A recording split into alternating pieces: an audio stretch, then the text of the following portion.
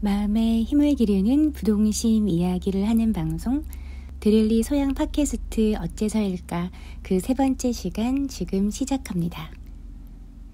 반갑습니다.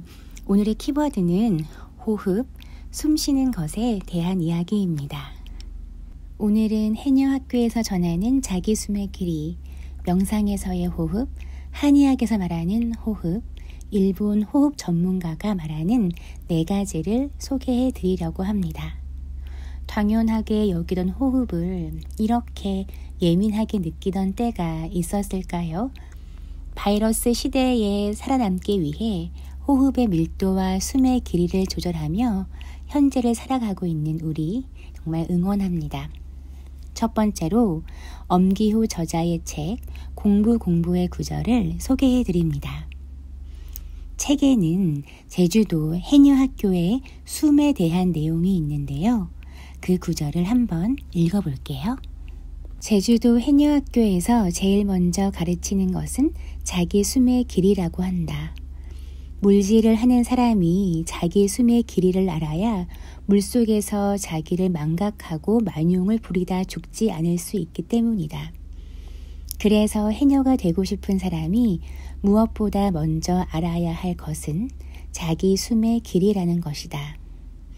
이 학교의 이야기는 자기 배려를 위한 공부의 중요한 2 측면이 무엇인지 정확히 말해준다. 첫 번째는 자기의 한계를 아는 것. 사람마다 다 다른 자기에 대한 암. 그걸 알아야 자기 배려도 가능하다. 두 번째는 물속에서 자기 한계를 망각하지 않는 것이다. 물속에 들어가서 내 숨의 길이를 잊은 채 물속의 황홀한 풍경이든 전복이든 간에 정신이 나가버리면 죽음에 이를 수도 있다. 따라서 자기를 보호하고 배려하기 위해 사람이 놓지 말아야 하는 게 정신이다. 이것이 자기에 대한 집중, 자기 배려의 공부다라고 쓰여져 있습니다. 여기에서는 숨에 대해 이야기를 하면서 자기 배려에 대해 이야기하는 것이 저는 정말 인상적이었습니다. 단순히 숨을 쉬고 그것을 위해서 살아남기 위한 과정이라고 생각을 했는데 자기 배려라고 했던, 그렇게 표현했던 말이 저는 굉장히 큰 밑줄을 긋게 했습니다. 두 번째는 명상에서의 호흡인데요. 명상에 있어 호흡은 굉장히 중요한 역할을 합니다. 호흡을 잘 하면 몸이 이완되는 것을 느낄 수 있는데요. 명상을 할 때 호흡에 집중하는 것을 권하는 이유는 지금 이 순간 현재에 일어나고 있는 일 중에 호흡이 대표적이기 때문입니다. 명상의 목적은 늘 부유하는 생각들을 멈추는 데 있고 이런 생각들 중 대부분은 과거나 미래에 있어요. 다가올 일들에 대한 걱정, 지난 일들의 후회 같은 것들입니다.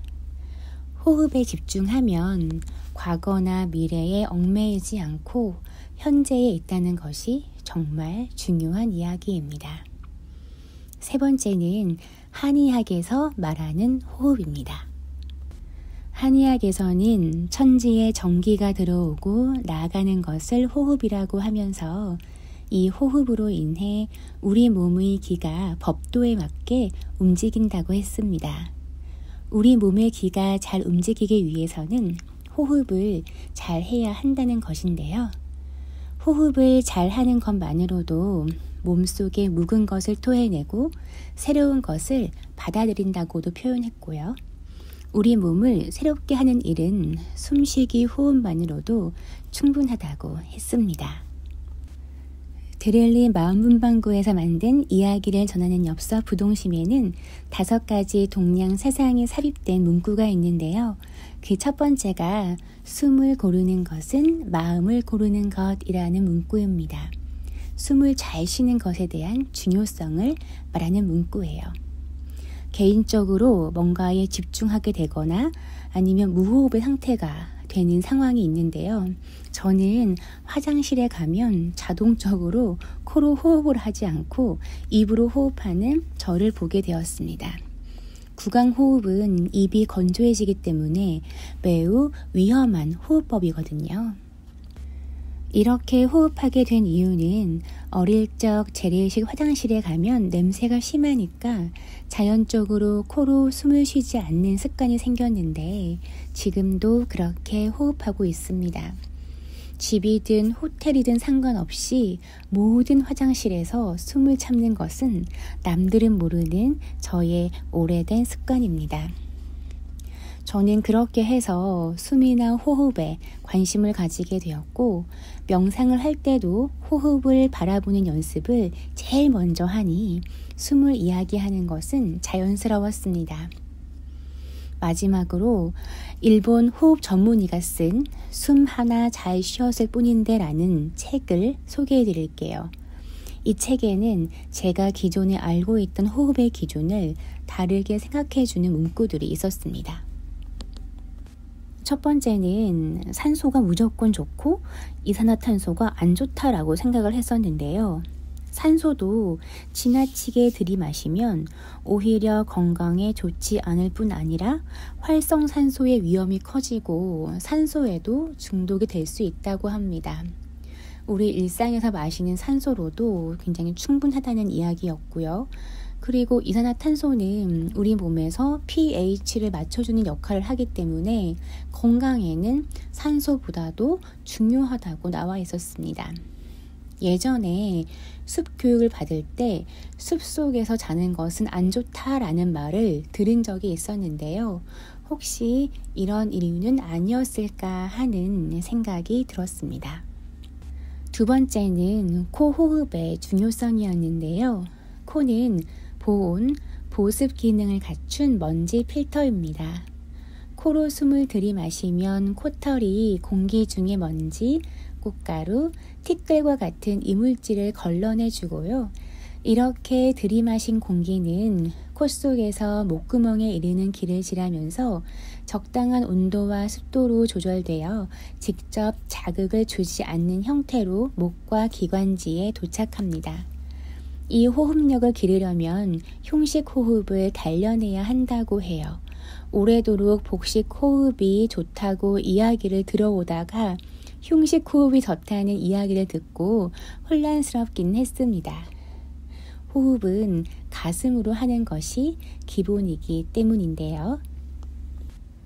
호흡을 유지하고 수행하는 데 있어서 중요한 역할을 하는 것은 배가 아니라 가슴이라고 했고 가로막의 움직임 역시 가슴 호흡근에 의해 조절된다고 합니다. 이 책에는 호흡하는 방법이 그림으로도 나와 있는데요. 우리가 주로 상체 스트레칭을 하는 것만으로도 흉식 호흡을 잘 할 수 있었습니다.